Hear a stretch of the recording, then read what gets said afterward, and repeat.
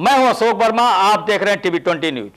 TV 20 news पर खबरें जारी है, बने रहिए हमारे साथ। गांधी प्रतिमा रैदोपुर पर तिराहे पर प्रस्तावित उपवास कार्यक्रम से पहले भारतीय राष्ट्रीय कांग्रेस के जिला उपाध्यक्ष मनोज कुमार सिंह को प्रशासन ने एहतियातन नजरबंद कर दिया।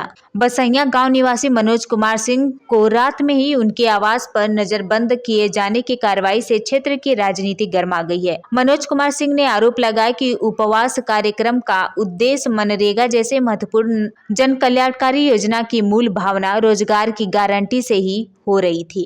कथित छेड़छाड़ के खिलाफ आमजन को जागरूक करना था। उन्होंने कहा कि सरकार द्वारा मनरेगा के स्वरूप में बदलाव कर उनका नाम और ढांचा बदला जा रहा है, जिससे पंचायतों के अधिकार कमजोर हो रहे हैं और योजना को धर्म से जोड़ने का प्रयास किया जा रहा है।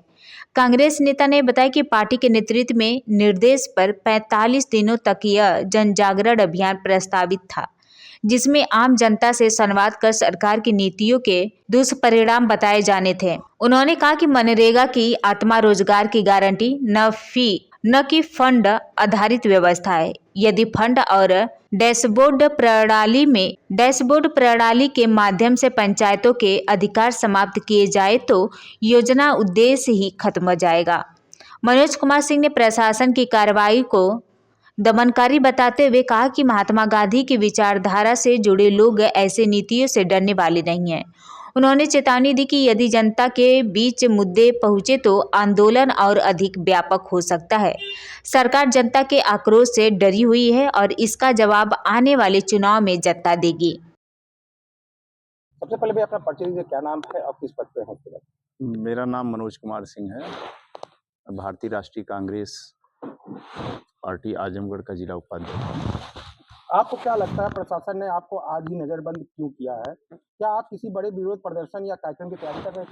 हाँ, एक उपवास का कार्यक्रम आजमगढ़ में गांधी प्रतिमा रैदोपुर तिराहे पर रखा गया था और उसमें आम जनता से भी आह्वान किया गया था कि जो मनरेगा जैसा कार्यक्रम गवर्नमेंट ने चलाया था, जिसमें रोजगार की गारंटी थी, उसकी मूल भावना से छेड़छाड़ किया जा रहा है। उसी के संबंध में शीर्ष नेतृत्व द्वारा 45 दिनों का ये टारगेट दिया गया है कि हम आम जनता के बीच में जा कर के सरकार की जो गलत नीति मनरेगा के खिलाफ जो बन रही है, जी राम जी करके जो इसका नाम बदल करके उसकी मूल भावना को छेड़ा जा रहा है और उसमें धर्म का एंगल दिया जा रहा है, उसके खिलाफ हम जनता को जागरूक करना चाहते हैं ताकि जनता अपने अधिकारों को समझे कि उसके साथ कितना बड़ा छल कर रही है गवर्नमेंट। तो कब से आपको नजरबंद किया गया? क्या आज दौरान या ये जो आपका कार्यक्रम था उसको आयोजित करने के लिए क्या है? ये कार्यक्रम तो हमारा आज चलता, लेकिन हम रात से ही नज़रबंद हैं।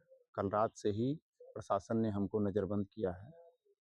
लेकिन मैं एक चीज़ आप लोगों के माध्यम से और प्रशासन जो यहाँ है उनके लिए भी हम ये ज़रूर कहेंगे कि आपके नज़रबंदी से या आपके इस रवैये से, दमनकारी नीति से पार्टी की जो इतनी बड़ी लेगेसी है, जो महात्मा गांधी की विचारधारा से निकली हुई है, इतना संघर्ष है, ये पीछे हटने वाले लोग नहीं हैं। न पार्टी के पदाधिकारी पीछे हटेंगे, न कार्यकर्ता पीछे हटेंगे।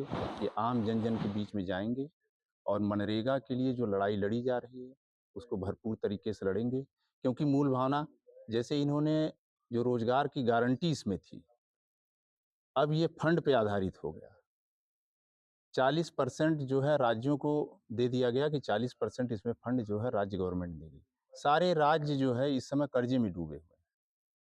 फंड के आधार पे अगर ये कर दिया जाएगा, डैशबोर्ड सिस्टम कर दिया जाएगा, पंचायतों का इसमें अधिकार खत्म कर दिया जाएगा, तो बचेगा क्या?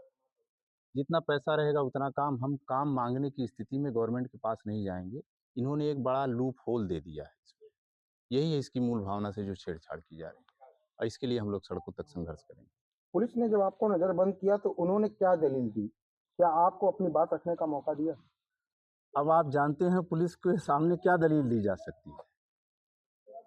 पुलिस के सामने पुलिस क्या ने दलील? क्या कहा, क्यों नजरबंद किया आपको, इसकी दलील? इसकी दलील यही है कि आप जो है वहाँ न जाएं। मुझे लग रहा है कि कहीं न कहीं से रिपोर्ट लीक हुई है कि ये अगर जन जन के बीच में मामला जाएगा तो कभी भी उग्र आंदोलन हो सकता है। जैसे जैसे घटनाएं अभी उत्तराखंड में हुई हैं कुछ मामलों को लेकर के, ऐसे ऐसे जनता के अंदर अब ये जो है आक्रोश फैलता जा रहा है सरकार की नीतियों के खिलाफ।